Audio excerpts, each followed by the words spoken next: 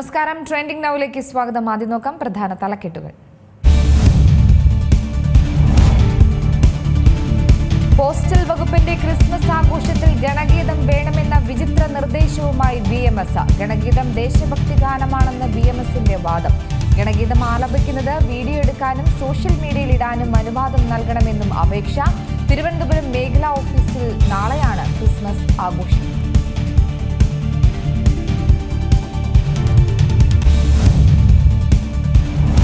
നടിയെ ആക്രമിച്ച കേസിൽ പരാതിയുമായി അതിജീവിത. സാമൂഹ്യ മാധ്യമങ്ങളിലൂടെ രൂക്ഷമായ സൈബർ ആക്രമണം എന്ന് പരാതി. മാർട്ടിൻ പങ്കുവച്ച വീഡിയോ നീക്കണമെന്ന ആവശ്യം. വീഡിയോ പ്രചരിപ്പിച്ച 16 ലിങ്കുകൾ ഹാജരാക്കി നടി. പരാതിയിൽ പോലീസ് ഉടൻ കേസെടുത്തു.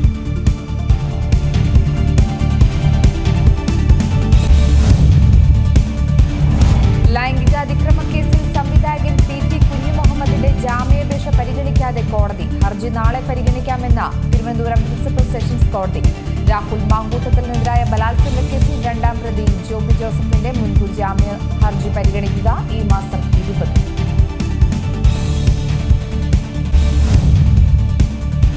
IFFKയിൽ 12 സിനിമ മാത്രം പ്രദർശിപ്പിക്കാൻ അനുമതി. 5 സിനിമകളുടെ അനുമതി നിഷേധിച്ച് വിദേശകാര്യ മന്ത്രാലയം. സർക്കാർ മേളയിൽ ഇത്തരം സിനിമകൾ കാണിക്കുന്നത് നയതന്ത്ര ബന്ധത്തെ ബാധിക്കുമെന്ന് വിശദീകരണം.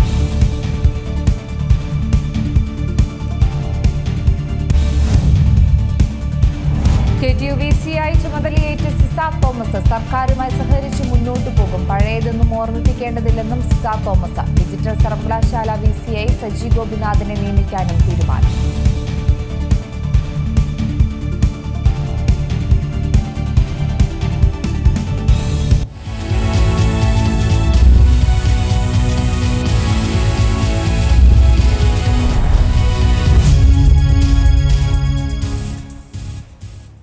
പോസ്റ്റൽ വകുപ്പിന്റെ ക്രിസ്മസ് റിക്രിയേഷൻ പരിപാടിയിൽ RSS ഗണഗീതം ആലപിക്കാൻ ക്രമീകരണം ഒരുക്കണമെന്നാവശ്യപ്പെട്ട് BMSന്റെ കത്ത്. നാളെ നടക്കുന്ന പരിപാടിയിലാണ് ഗണഗീതം ആലപിക്കാനുള്ള നിർദ്ദേശം നൽകി ഭാരതീയ postal administrative officers employees union നിർദ്ദേശം നൽകിയിരിക്കുന്നത്. വിവരങ്ങൾ ബിനോയ് കൃഷ്ണൻ നൽകും. ബിനോയ്, പോസ്റ്റൽ വകുപ്പിന്റെ ക്രിസ്മസ് ആഘോഷത്തിലാണ് ഗണഗീതം വേണമെന്ന വിചിത്ര നിർദ്ദേശവുമായി BMS രംഗത്തെത്തിയിരിക്കുന്നത്. വെറുതെ ഒരു വർഗീയ അന്തരീക്ഷം അല്ലെങ്കിൽ ഗണഗീതം മറ്റൊരു തലത്തിലേക്കും വീണ്ടും വിവാദത്തിലേക്ക് എത്തിക്കാനുള്ള ഒരു രീതിയിലാണോ ഇതിനെ നമുക്ക് കണക്കാക്കേണ്ടത്? ഈ ആഘോഷങ്ങളുടെ ഇടയിലൊക്കെ ഗണഗീതം ആവശ്യമുണ്ടോ? അക്ഷയ, ഇവിടെ ഉയരുന്ന പരാതിയും അത് തന്നെയാണ്. ഈ RSSന്റെ ഗണഗീതത്തെ ദേശഭക്തി ഗാനം എന്ന മട്ടിൽ ഒളിച്ചു കടത്തുക, വിവിധ പരിപാടികളിൽ അതൊരു സ്ഥിരമായി ഉപയോഗിക്കപ്പെടുന്ന ദേശഭക്തി ഗാനം എന്നൊരു പരിവേഷം അതിന് കിട്ടത്തക്ക തരത്തിൽ ഇതിനെ ഒളിച്ചു കടത്തുക എന്നുള്ളതാണ് ഇവിടെ BJPയുടെ സംഘടനകൾ അല്ലെങ്കിൽ BMSുമായി ബന്ധപ്പെട്ടിരിക്കുന്ന സംഘടനകൾ, ഈ സംഘപരിവാർ സംഘടനകൾ ലക്ഷ്യമാക്കുന്നത്. അതാണ് നടപ്പാക്കിക്കൊണ്ടിരിക്കുന്നത് എന്ന പരാതിയാണ് ഇപ്പോൾ ഉയരുന്നത്. നിലവിൽ ഈ കത്ത് പോയിരിക്കുന്നത് Bharatiya postal administrative officers employees union BMSന്റെ BPEF ഇതുമായിട്ടാണ് അഫിലിയേറ്റ് ചെയ്തിരിക്കുന്നത്. അതിന്റെ circle secretary Rajendra Prasad S എന്ന ആളാണ്. അദ്ദേഹമാണ് ഈ കത്ത് അയച്ചിരിക്കുന്നത്. അതായത് അദ്ദേഹം പറഞ്ഞിരിക്കുന്നത് ഇവിടെ ഈ നാളെ നടക്കുന്ന, അതായത് ഡിസംബർ 18 നടക്കുന്ന circle office recreation club Christmas function. അപ്പൊ ഈ ഫംഗ്ഷനില് കരോൾ ഗീതങ്ങൾ പാടുന്നുണ്ട്. അതിൽ ദേശഭക്തി ഗാനം പാടാനുള്ള ക്രമീകരണം ഒരുക്കണം, അതിന് അവസരമൊരുക്കണം എന്നാണ് അദ്ദേഹം പറഞ്ഞിരിക്കുന്നത്. അതിനൊരു കാരണമായി അദ്ദേഹം ഈ കത്ത് അയച്ചിരുന്ന രാജേന്ദ്ര പ്രസാദ് സർക്കിൾ സെക്രട്ടറി, അദ്ദേഹവുമായി നമ്മൾ ബന്ധപ്പെട്ടിരുന്നു. അപ്പൊ അദ്ദേഹം പറയുന്ന ഒരു വിശദീകരണം, ഇത് ഒരു ദേശഭക്തി ഗാനം എന്നുള്ള നിലയ്ക്കാണ് അദ്ദേഹം ഇത് സജസ്റ്റ് ചെയ്തിരിക്കുന്നത് എന്നാണ്. അപ്പോ നമ്മളത് ചൂണ്ടിക്കാണിച്ചിട്ട് ഈ കത്തിൽ പ്രത്യേകം പറയുന്നുണ്ട്. അതായത് വന്ദേ ഭാരത് ഉദ്ഘാടന സമയത്ത് പ്രധാനമന്ത്രി പങ്കെടുത്ത ചടങ്ങിൽ വിദ്യാനികേതൻ സ്കൂളിലെ കുട്ടികൾ പാടിയ ദേശഭക്തി ഗാനം പാടണം എന്നാണ് അദ്ദേഹം പറഞ്ഞിരിക്കുന്നത്. അത് RSSന്റെ ഗണഗീതമാണ് എന്നുള്ള കാര്യം വിവാദമായതാണ്, ചർച്ചയായതാണ്. അത് സംബന്ധിച്ച് പിന്നീട് വിശദീകരണങ്ങൾ പലത് വന്നതാണ്. ഇവിടെ ഈ കത്ത് നൽകുമ്പോൾ തന്നെ ഇതിന്റെ വരികൾ കൂടി ഇത് ദേശഭക്തി ഗാനമാണ് എന്ന് ചൂണ്ടിക്കാണിച്ചുകൊണ്ട് ഇതിന്റെ വരികൾ കൂടി, ലിറിക്സ് കൂടി സമർപ്പിക്കുന്നു എന്നും കൂടെ കത്തിൽ പറയുന്നുണ്ട്. ഈ ദേശഭക്തി ഗാനം പാടുന്നതോടെ അത് ദേശഭക്തി ഉണരും, അങ്ങനെ വലിയ രീതിയിൽ ദേശവികാരം എൻഹാൻസ് ചെയ്യപ്പെടും എന്നൊക്കെ ഈ കത്തിൽ പറയുന്നുണ്ട്. ഇതിന് ഒരു കാരണം കൂടി അദ്ദേഹം പറയുന്നത്, ഇത് വിവാദമാക്കേണ്ട ആവശ്യമൊന്നുമില്ല. ശരിക്കും സംഭവിച്ചിരിക്കുന്നത്, അതായത് ഈ ക്രിസ്മസ് റിക്രിയേഷൻ പരിപാടിയിൽ BMSന്റെ അംഗമായ ഒരു ക്രിസ്ത്യൻ സമുദായത്തിൽപ്പെട്ട ഒരു സ്റ്റാഫ് ഉണ്ട്. ആ സ്റ്റാഫിനെ കരോൾ ഗാനം പാടുന്നതിൽ നിന്ന് ഒഴിവാക്കി. അവർ BMSലെ അംഗമായതുകൊണ്ട് മാത്രം ഒഴിവാക്കി. അപ്പോൾ അവർക്ക് ഈ കരോൾ പാടാനുള്ള അവകാശമുണ്ട്. ആ അവകാശത്തിന് വേണ്ടിയിട്ടുള്ള ഒരു വാദം എന്നുള്ള നിലയ്ക്കാണ് തങ്ങൾ BMSന്റെ ഈ പരിപാടി കൂടി ഉൾപ്പെടുത്തണം, അവർക്ക് കരോൾ പാടാൻ അവസരം കൊടുക്കണം. അതിൽ ആദ്യത്തെ ഗാനം എന്ന നിലയ്ക്ക് ദേശഭക്തി ഗാനമായ നേരത്തെ പറഞ്ഞ ഗണഗീതം, അത് ഗണഗീതമാണെന്നോ RSSന്റെ പാട്ടാണെന്നോ ഒന്നും എനിക്കറിയില്ല. പക്ഷേ ഇതൊരു ദേശഭക്തി ഗാനമാണ്. ദേശഭക്തി ഗാനം എന്ന നിലയ്ക്ക് അത് പാടാനുള്ള അവസരം വേണം എന്നാണ് ആവശ്യപ്പെട്ടിരിക്കുന്നതാണ് അദ്ദേഹം ഇപ്പോൾ സൂചിപ്പിക്കുന്നത്. പക്ഷേ നേരത്തെ പറഞ്ഞതുപോലെ ഇവിടെ ഉയരുന്ന വിവാദം ഇതാണ്. ദേശഭക്തി ഗാനം എന്ന നിലയ്ക്ക് RSSന്റെ പാട്ടിനെ ഒളിച്ചു കിടത്തുക എന്ന ഒരു പരിപാടിയാണ് നടക്കുന്നത് എന്നാണ് ഈ എതിർ രാഷ്ട്രീയ സംവിധാനങ്ങൾ ചൂണ്ടിക്കാട്ടുന്നത്. അക്ഷയ, ബിനോയ്, നിലവിലെ ഈ വാദം നമുക്കറിയാം, വന്ദേ ഭാരതിൽ അല്ലെങ്കിൽ കുട്ടികൾ പാടിയതുമായി ബന്ധപ്പെട്ട് തന്നെ വലിയ തരത്തിലൊരു രാഷ്ട്രീയ വിവാദങ്ങൾ പൊട്ടിപ്പുറന്ന് നമ്മൾ കണ്ടിരുന്നു. ഇതുമായി ബന്ധപ്പെട്ട് പ്രമുഖരൊക്കെ പ്രതികരിക്കുകയും ചെയ്തിരുന്നു. പക്ഷേ അപ്പോഴൊക്കെ ഈ ഗണഗീതം പാടിയത് ആഘോഷത്തിന്റെ ഭാഗമായാണ്. അവരുടെ എല്ലാം ഒരു അവകാശം, അതായത് സംഭവത്തിൽ ഒരു തെറ്റുമില്ലാത്ത രീതിയിൽ തന്നെയാണ് ഇതിനെ അവർ ആഘോഷിക്കപ്പെടുന്നതും അതിനൊക്കെ ആഘോഷങ്ങളിലെല്ലാം ഗണഗീതം ആവശ്യമാണ് എന്ന തരത്തിലേക്ക് അല്ലെങ്കിൽ ആ ഒരു ലേബലിലേക്ക് കാര്യങ്ങൾ പോകുന്നതായിരുന്നു കണ്ടത്. ഇപ്പോൾ വീണ്ടും പോസ്റ്റൽ വകുപ്പിന്റെ ക്രിസ്മസ് പരിപാടിയിൽ വീണ്ടും ഗണഗീതം പാടാൻ അനുമതി തേടുമ്പോൾ നമുക്ക് ഈ ഗണഗീതം ഇനി എല്ലാ പരിപാടികളിലും അത് നിർബന്ധമാക്കണമെന്നൊരു അജണ്ട വരുമോ എന്ന് പോലും പ്രതീക്ഷിക്കേണ്ടതില്ലേ?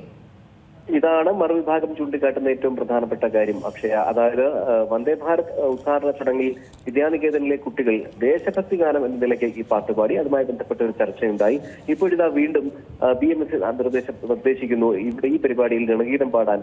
ഗണഗീതം എന്ന പേരിലല്ല, ഈ വരികളുള്ള ദേശഭക്തി ഗാനം പാടാൻ അവസരം നൽകണം എന്നാണ് അവർ ആവശ്യപ്പെടുന്നത്. സ്വാഭാവികമായിട്ടും പലയിടത്തും ഇത് പാടുകയും പലയിടത്തും ചർച്ചയുണ്ടാവുകയും ഒക്കെ ചെയ്യുന്ന സമയത്ത് പിന്നീട് ഇത് ഒരു സ്വാഭാവിക സംഭവമായി മാറും. ഇത് സാമാന്യവത്കരിക്കപ്പെടും. ഗണഗീതം എന്നത് ദേശഭക്തി ഗാനമാണ് എന്ന നിലയ്ക്ക് പിന്നെ അതിലൊരു ചർച്ചയൊന്നും ആവശ്യമില്ല. ഇത് സാമാന്യവത്കരിക്കപ്പെടുകയും ഇതൊരു ദേശഭക്തി ഗാനം എന്ന നിലയ്ക്ക് സാധാരണ ആൾക്കാരുടെ ഇടയിലേക്ക് ഇതിനെ സ്ഥാപിക്കാൻ സാധിക്കുകയും ചെയ്യും എന്നുള്ളതാണ് സംഘപരിവാർ സംഘടനകളുടെ അജണ്ട. ഇതാണ് മറുവിഭാഗങ്ങൾ ചൂണ്ടിക്കാട്ടുന്നത്. അതുകൊണ്ട് തന്നെ ചർച്ചയുണ്ടാകും എന്ന ധാരണയോടെ തന്നെ ഇത്തരം കാര്യങ്ങൾ ആവശ്യപ്പെടുന്നത് അതൊരു അജണ്ടയുടെ ഭാഗമായിട്ട് കൂടിയാണ് എന്നാണ് മറുവിഭാഗം ചൂണ്ടിക്കാട്ടുന്നത്. അക്ഷയ, ശരി, ബിനോയാണ് വിശദാംശങ്ങൾ നൽകിയത്. പോസ്റ്റൽ വകുപ്പിന്റെ ക്രിസ്മസ് ആഘോഷത്തിലാണ് ഗണഗീതം വേണമെന്ന വിചിത്ര നിർദ്ദേശവുമായി BMS രംഗത്തെത്തിയിരിക്കുന്നത്. തിരുവനന്തപുരം മേഖലാ ഓഫീസിലെ ക്രിസ്മസ് ആഘോഷത്തിലാണ് ഗണഗീതം ആലപിക്കണമെന്ന് BMS ആവശ്യപ്പെട്ടിരിക്കുന്നത്. നാളെയാണ് ആഘോഷ പരിപാടികൾ നടപ്പിലാക്കാൻ പോകുന്നത്. അതേസമയം ഇതുമായി ബന്ധപ്പെട്ട് ഉദ്യോഗസ്ഥർ എന്തെങ്കിലും നടപടി ഉണ്ടാകുമോ അല്ലെങ്കിൽ ഗണഗീതം ആലപിക്കുമോ എന്ന് തന്നെയാണ് ഇനി നോക്കിക്കാണേണ്ടത്. എന്തായാലും രാഷ്ട്രീയ നിരീക്ഷകൻ ഷാബു പ്രസാദ് കൂടെ ഈ അവസരത്തിൽ നമ്മോടൊപ്പം ചേരുന്നുണ്ട്. സർ, നമസ്കാരം. നമസ്കാരം, പറയൂ. ഇപ്പോൾ പോസ്റ്റൽ വകുപ്പിന്റെ ക്രിസ്മസ് ആഘോഷത്തിലാണ് ഗണഗീതം വേണമെന്നൊരു വാദവുമായി BMS രംഗത്തെത്തിയിരിക്കുന്നത്. ഈ ക്രിസ്മസ് പരിപാടിയിലൊക്കെ ഗണഗീതം ആവശ്യമുണ്ടോ? മാത്രമല്ല, ഗണഗീതം ഒരു ദേശഭക്തി ഗാനം എന്ന രീതിയിൽ മാറ്റാനുള്ള ഒരു ശ്രമമാണ് എന്നാണ് ഇതിന് ഉയരുന്ന ഒരു ആരോപണം. അല്ല, ഗണഗീതങ്ങളെല്ലാം, സംഘത്തിന്റെ ഗണഗീതങ്ങളെല്ലാം ദേശഭക്തി ഗാനങ്ങൾ തന്നെയാണ്. അക്കാര്യത്തിൽ വരുന്ന കാര്യം ഈ രാജ്യത്തിനെയും ഈ രാജ്യത്തിന്റെ പാരമ്പര്യത്തെയും ഒക്കെ പ്രകീർത്തിക്കുകയും സ്തുതിച്ചു പാടുകയും ചെയ്യുന്നതിനെയാണല്ലോ ദേശഭക്തി ഗാനം എന്ന് പറയുന്നത്. അതിനിപ്പോ എന്താ പ്രശ്നം? ഇപ്പൊ ഇവിടെ BMS അവിടെ ഒരു അപേക്ഷ കൊടുത്തിട്ടല്ലേ ഉള്ളൂ. അതിനിപ്പോ എന്താ പ്രശ്നം? അതിന് എന്താ ഇവിടുത്തെ വിഷയം എന്താ? പക്ഷേ ഈ ക്രിസ്മസ് ആഘോഷത്തിലൊക്കെ ഗണഗീതം വേണമെന്ന ആവശ്യം അതിനെ തള്ളുകയാണ് മറ്റുള്ളവർ. കാരണം അത്തരത്തിലൊരു സാഹചര്യത്തിൽ ആ ഗാനങ്ങൾ വീണ്ടും ആവർത്തിച്ച് അത് അടിച്ചേൽപ്പിക്കാനുള്ളൊരു ശ്രമമാണ് നടത്തുന്നതെന്നാണ് പറയുന്നത്. ഇപ്പൊ ഈ നാട്ടിൽ നടക്കുന്ന ഏതൊരു ഫംഗ്ഷനും അവിടെ ദേശഭക്തി ഗാനങ്ങൾ ആലപിക്കണം എന്ന് ഒരു വിഭാഗം, ഒരു സംഘടന ആഗ്രഹമുണ്ടെങ്കിൽ അവരങ്ങനെ ആവശ്യപ്പെടുന്നുള്ളൂ എന്നുണ്ടെങ്കിൽ അതിൻ്റെ അകത്ത് എന്താ ഇത്ര പ്രശ്നം? അത് അടിച്ചേൽപ്പിക്കലൊന്നും അല്ലല്ലോ. ഇത് RSSകാർ പാടുന്നു എന്നുള്ളത് കൊണ്ട് മാത്രമാണോ ഇതിൻ്റെ അകത്തെ വിഷയമുള്ളത്? ഇത് ആർക്കും ആലപിക്കാവുന്ന കാര്യങ്ങളാണ്.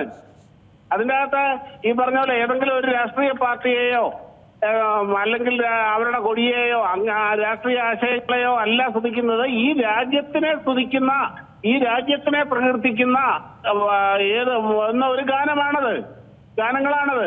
ആ ഗാനങ്ങൾക്ക് എന്താണ് ഇത്ര പ്രശ്നം? അതിൻ്റെ വരികൾക്ക് എന്തെങ്കിലും പ്രശ്നമുണ്ടോ?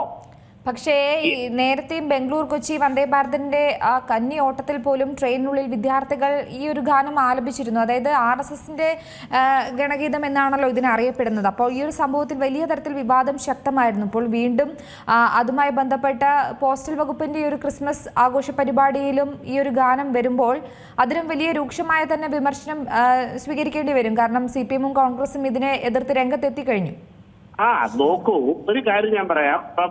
പരമപവിത്രമതാമീ മണ്ണിൽ ഭാരതാംബയെ പൂജിക്കാൻ പുണ്യവാഹിനി സേചനം നിൽക്കും പൂങ്കാവനങ്ങൾ ഉണ്ട് ഇവിടെ. ഈ വരികളിൽ എവിടെയാണ് പ്രശ്നമുള്ളത്? ഇത് പല പ്രാവശ്യം സംസാരിച്ചു കഴിഞ്ഞ അത് സമ്മതിച്ചു. പക്ഷേ ഒരു ചോദ്യം, ഈ ക്രിസ്മസ് ആഘോഷത്തിന്റെ ഇടയിൽ ഇതെന്തിനു ക്രിസ്മസ് ആയിക്കോട്ടെ, അത് ക്രിസ്മസ് ആയിക്കോട്ടെ, ഓണം ആയിക്കോട്ടെ, എന്താഘോഷമായിക്കോട്ടെ, ഈ നാട്ടിൽ നടക്കുന്ന ഒരു കൂട്ടായ്മ ഒരു ആഘോഷത്തിൽ ഒരു ദേശഭക്തി ഗാനം ആലപിക്കണം എന്ന് പറയുന്നതിന്റെ അകത്തെ പ്രശ്നം എന്താണ്? ഈ ഗണഗീതം ഈ ഒരു ദേശഭക്തി ഗാനം എന്ന ലേബലിലേക്ക് അതെങ്ങനെയാണ്? ലേബലല്ല, ദേശഭക്തി ഗാനം എന്ന ലേബലല്ല, അത് ദേശഭക്തി ഗാനമാണ്.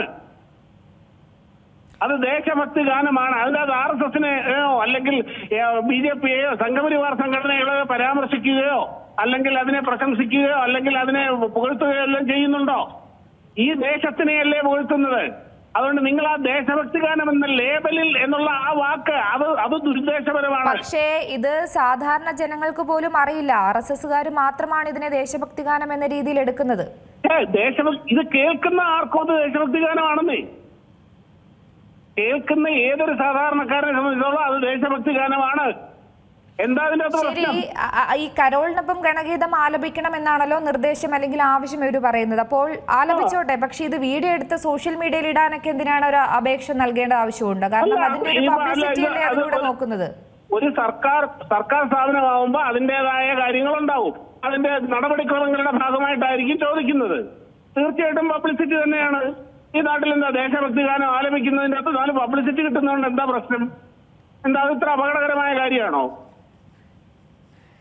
ശരി, വളരെയധികം നന്ദി സാർ ഈ അവസരത്തിൽ പ്രതികരിച്ചില്ല. എന്തായാലും ദേശഭക്തി ഗാനമാണ് ഇത്, അതുകൊണ്ട് തന്നെ ഇത് പാടുന്നതിൽ എന്താണ് തെറ്റ് എന്ന് തന്നെയാണ് അദ്ദേഹമൊക്കെ ചോദിക്കുന്നത്. കാരണം ഇത് ദേശഭക്തി ഗാനം എന്ന ഒരു രീതിയിൽ ഇതിനെ മാറ്റിയെടുത്ത് അത് ജനങ്ങളിലേക്ക് എത്തിക്കുക എന്ന് തന്നെയാണ് ഇതിലൂടെ ചിത്രീകരിക്കപ്പെടുന്നത് എന്ന് പോലും നമ്മൾ ചിന്തിക്കേണ്ടി വരും. കാരണം ഒരു ക്രിസ്മസ് ആഘോഷവേളയിൽ കരോളിനൊപ്പം ഈ ഒരു RSSന്റെ ഗണഗീതം ആലപിക്കാനാണ് ഇപ്പോൾ അനുമതി തേടിയിരിക്കുന്നത്. തീർച്ചയായും ഇതുമായി ബന്ധപ്പെട്ട ഇനിയൊരു രാഷ്ട്രീയ വാദപ്രതിവാദങ്ങൾ ഉടൻ തന്നെ പ്രതീക്ഷിക്കാമെന്ന് കരുതുന്നു. കാരണം മുൻപും നേരത്തെ എറണാകുളത്ത് നിന്ന് ബംഗളൂരിലേക്ക് പുതിയ വന്ദേ ഭാരതിന്റെ ഉദ്ഘാടനത്തിലും വിദ്യാർത്ഥികൾ ഗണഗീതം പാടിയിരുന്നു. അപ്പോഴും ദക്ഷിണ റെയിൽവേ ഇത് ആദ്യം പോസ്റ്റ് ചെയ്യുകയും പിന്നീട് വിവാദമായപ്പോൾ അത് നീക്കം ചെയ്യുകയും പിന്നീട് വീണ്ടും പോസ്റ്റ് ചെയ്യുകയൊക്കെ ചെയ്തിരുന്നു. ഇതൊക്കെ തന്നെയാണ് ആളുകൾ, കൊച്ചുകുട്ടികളടക്കം ഇത് വലിയ തരത്തിലൊരു വർഗീയ ചിന്താഗതി വളർത്തുമോ എന്നൊരു ആശങ്ക തന്നെയാണ് നിലനിർത്തുന്നത്. എന്തായാലും നമ്മോടൊപ്പം ഈ ഒരു വിഷയവുമായി ബന്ധപ്പെട്ട് കോൺഗ്രസ് നേതാവ് വസന്ത് സുരേഖ കൂടെ ചേരുന്നുണ്ട്. സാർ നമസ്കാരം.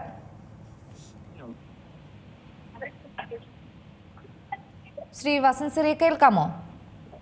പറഞ്ഞോളൂ. ഈ ക്രിസ്മസ് ആഘോഷവേളയിലാണ് ഗണഗീതം ആലപിക്കാൻ അനുവാദം തേടി ഇപ്പോൾ BMS രംഗത്തെത്തിയിരിക്കുന്നത്. ഇതൊക്കെ ഒരു ആവശ്യമുണ്ടോ എന്നൊരു ചോദ്യമാണ് പൊതുസമൂഹം ചോദിക്കുന്നത്. മാത്രമല്ല ദേശഭക്തി ഗാനമാണ്, അതുകൊണ്ട് പാടുന്നതിൽ എന്ത് തെറ്റ് എന്നാണ് അവർ ചോദിക്കുന്നത്. അല്ല, ഈ വിവരവും വെള്ളിയാഴ്ച ഇല്ലാത്തവരങ്ങനെ പലതും പറയും. അതൊക്കെ ചർച്ച ചെയ്ത് വെറുതെ സമയം കളയാനുള്ളതല്ലാതെ എന്ത് പ്രയോജനമാണുള്ളതെന്ന് എനിക്ക് മനസ്സിലാവുന്നില്ല. കേരളത്തിന്റെ പൊതുമനസാക്ഷിക്ക് എല്ലാ കാലത്തും മതേതരമായി ചിന്തിക്കുന്നവരാണ്. അവിടെ ഹിന്ദുവിന്റെ ആഘോഷമോ ക്രിസ്ത്യാനിയുടെ ആഘോഷമോ ഒന്നുമില്ല. ക്രിസ്മസ് ആഘോഷിക്കുന്ന എത്രയോ ഹിന്ദു സഹോദരങ്ങളുണ്ട്, എത്രയോ മുസ്ലിം സഹോദരങ്ങളുണ്ട്, നേരെ തിരിച്ചും. പക്ഷേ അവിടെയെല്ലാം ഒരു തരത്തിൽ അല്ലെങ്കിൽ മറ്റൊരു തരത്തിൽ മതത്തിന്റെ വേരുകൾ കൊണ്ടുവരിക എന്നുള്ളതാണ് ഇവരുടെ ലക്ഷ്യം. ഞാൻ പറയട്ടെ, ക്രിസ്മസിന് ആചരിക്കേണ്ടത് കരോളാണ്. ഇതിന് ഉത്സവത്തിന് ആലപിക്കേണ്ടത് ഭക്തഗാനങ്ങളാണ്. അതിനെല്ലാം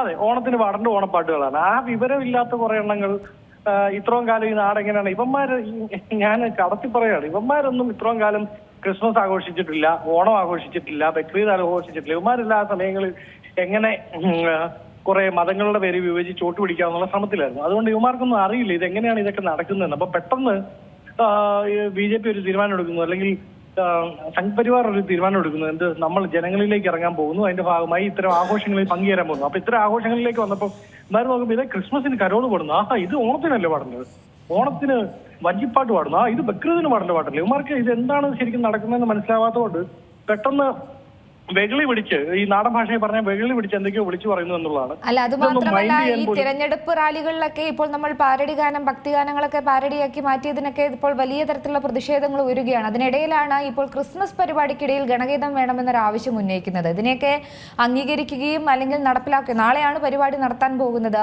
ഈ എന്താണ് അവർ ഉദ്ദേശിക്കുന്നത് എന്ന് തന്നെയാണ് ഇനി അറിയേണ്ടതും.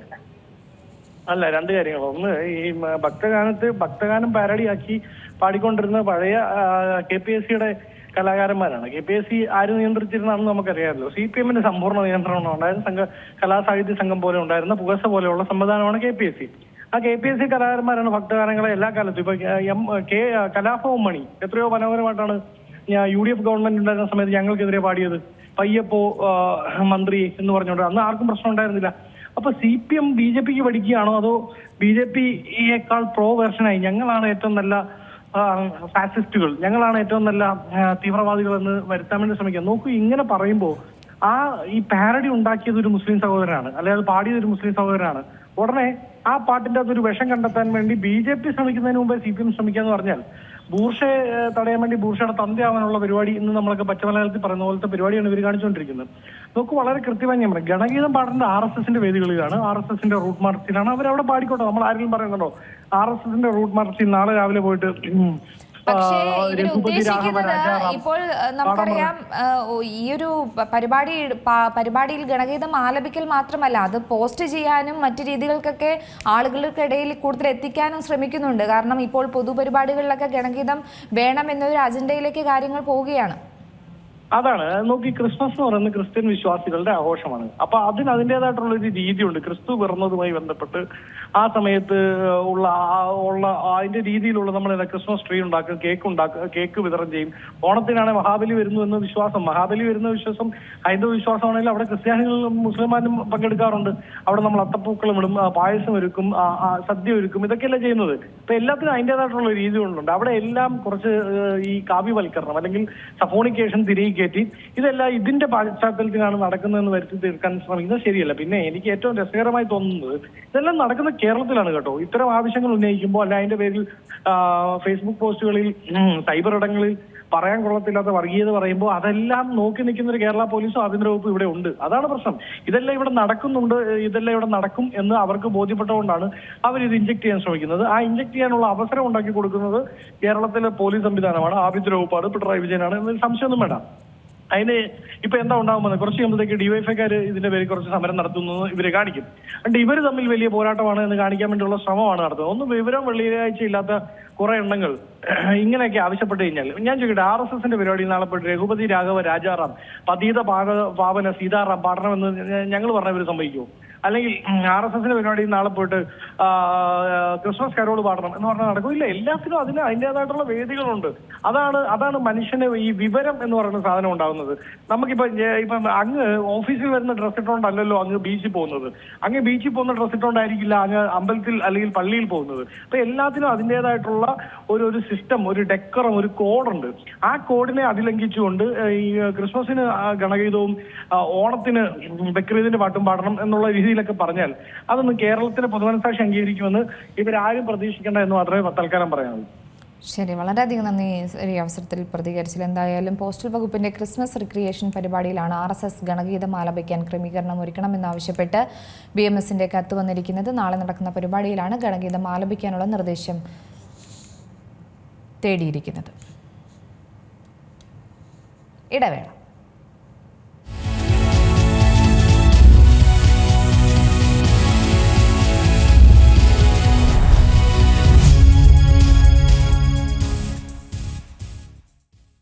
വ്യവസായ നഗരമായ കൊച്ചിയിൽ നിന്ന് ബംഗളൂരുവിലേക്ക് ഇനി വന്ദേ ഭാരത് യാത്ര നടത്താം. 26651, 26652 എന്നാണ് ട്രെയിൻ നമ്പറുകൾ. ആഴ്ചയിൽ 6 ദിവസമാണ് വന്ദേ ഭാരത് സർവീസ് നടത്തുന്നത്. ബുധനാഴ്ച സർവീസ് ഇല്ല. നവംബർ 11 മുതലാണ് സർവീസ് തുടങ്ങുന്നത്. പുലർച്ചെ 5 മണിക്ക് ബംഗളൂരുവിൽ നിന്ന് പുറപ്പെട്ട് ഉച്ചയ്ക്ക് 1:50 എറണാകുളത്തെത്തും. തിരിച്ച് എറണാകുളത്ത് നിന്ന് ഉച്ചയ്ക്ക് 2:20 ബംഗളൂരുവിലേക്ക് പുറപ്പെടുന്നത്. രാത്രി 11-ന് KSR ബംഗളൂരു സ്റ്റേഷനിലെത്തും. 11 സ്റ്റേഷനുകളിൽ മാത്രമാണ് വന്ദേ ഭാരതിന് സ്റ്റോപ്പ് ഉള്ളത്. കേരളത്തിൽ എറണാകുളം വിട്ടാൽ 2 സ്റ്റോപ്പുകൾ മാത്രം. എറണാകുളം, തൃശൂർ, പാലക്കാട്, പൊതന്നൂർ, കോയമ്പത്തൂർ, തിരുപ്പൂർ, ഈറോഡ്, സേലം, ജോലാർപേട്ടെ, കൃഷ്ണരാജപുരം, KSR ബംഗളൂരു എന്നിങ്ങനെയാണ് വന്ദേ ഭാരത് കടന്നുപോകുന്ന സ്റ്റേഷനുകൾ. ചെയർ കാറിന് 1095 രൂപയും എക്സിക്യൂട്ടീവ് ചെയർ കാറിന് 2289 രൂപയുമാണ് ടിക്കറ്റ് നിരക്ക്. 8 മണിക്കൂർ 40 മിനിറ്റാണ് സർവീസ് സമയം. ഇനി ഓരോ സ്റ്റേഷനിലേക്കുള്ള ടിക്കറ്റ് നിരക്ക് പരിശോധിക്കാം. എറണാകുളത്ത് നിന്ന് ബംഗളൂരുവിലേക്ക് പോകുമ്പോൾ തൃശൂരിലേക്ക് ചെയർ കാറിന് 293 രൂപയും എക്സിക്യൂട്ടീവ് ചെയർ കാറിന് 616 രൂപയുമാണ്. പാലക്കാട് 384 ചെയർ കാറിനും 809 രൂപ എക്സിക്യൂട്ടീവ് ചെയർ കാറിനും നൽകണം. തിരികെ ബംഗളൂരുവിൽ നിന്ന് എറണാകുളത്തേക്ക് പോകുമ്പോൾ തൃശൂരിലേക്ക് ചെയർ കാറിന് 1009 രൂപയും എക്സിക്യൂട്ടീവ് ചെയർ കാറിന് 2110 രൂപയുമാണ്. പാലക്കാട് 876 ചെയർ കാറിന് നൽകിയാൽ 1827 എക്സിക്യൂട്ടീവ് ചെയർ കാറിന് നൽകി യാത്ര ചെയ്യാം.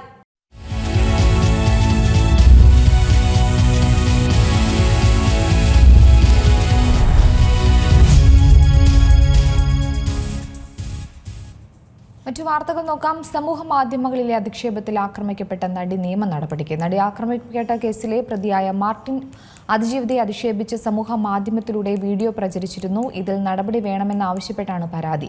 വീഡിയോ പങ്കുവച്ചവർക്കെതിരെയും നടപടി വേണമെന്ന് അതിജീവിത ആവശ്യപ്പെട്ടിട്ടുണ്ട്. DIG ഹരിശങ്കറിനാണ് പരാതി നൽകിയത്. വിവരങ്ങൾ ആദർശ് നൽകും. ആദർശ്, വിശദാംശങ്ങൾ.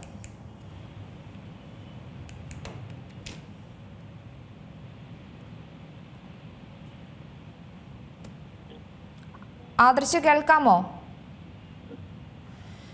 സമൂഹ മാധ്യമങ്ങളിലെ അധിക്ഷേപത്തിൽ ആക്രമിക്കപ്പെട്ട നടി നിയമ നടപടിക്ക് ഒരുങ്ങുകയാണ്. നടി ആക്രമിക്കപ്പെട്ട കേസിലെ പ്രതിയായ മാർട്ടിൻ അതിജീവിതയെ അധിക്ഷേപിച്ച് സമൂഹ മാധ്യമത്തിലൂടെ വീഡിയോ പ്രചരിച്ചിരുന്നു. ഇതിൽ നടപടി വേണമെന്നാണ് ആവശ്യപ്പെട്ട് പരാതി നൽകിയിരിക്കുന്നത്. ആദർശ് തുടരുന്നുണ്ട്. ആദർശ്, കേൾക്കാമോ?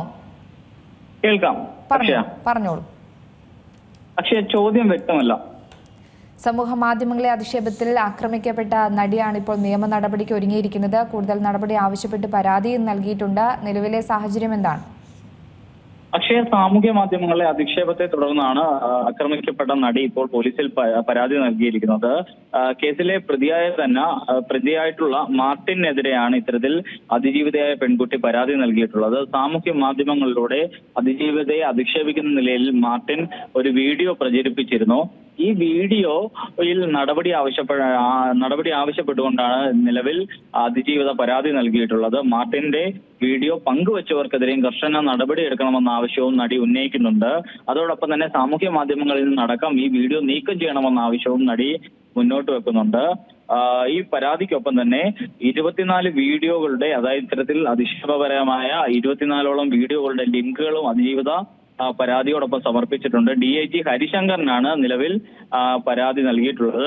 അതേസമയം നമുക്ക് അറിയാൻ കഴിയുന്ന ഒരു വിധം അതിജീവിതയുടെ പരാതിയിൽ പോലീസ് ഉടൻ കേസെടുക്കും എന്നൊരു വിവരമാണ് ലഭിക്കുന്നത്. അതോടൊപ്പം തന്നെ കഴിഞ്ഞ ദിവസം അതിജീവിത തിരുവനന്തപുരത്തെത്തി മുഖ്യമന്ത്രിയെ കണ്ടിരുന്നു.